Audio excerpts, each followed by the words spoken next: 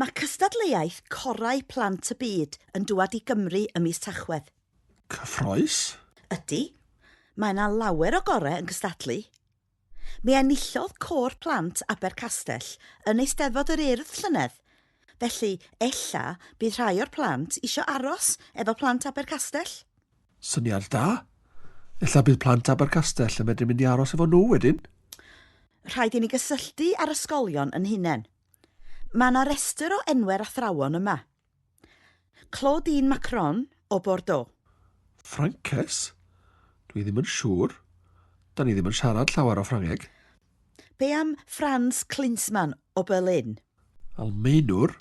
O na, da ni ddim yn siarad Almaeneg o gwbl. Ydy pob cor yn dod o Ewrop? Wel, mae yna rai o Brydain, ond dydyn nhw ddim angen aros dros nos. Be am Crystal Kerry o California? Americanes? Mae hi'n braf iawn yng California, ond rhaid i ni fod yn ofalus. Mi fysa trip yn ôl yn rhy ddrud. Be am Ciaran o Doherty? O le mae o'n dwad? O ardal Galway yn Iwerddon. A maen nhw'n siarad Gwyddeleg yn yr ysgol hefyd. Perffaith. A fysa Galway ddim yn rhy bell. Mi fedra ni hedfan o Lerpwl neu gael cwch o Gaergybi. Ffwrra ni i Iwerddon ta.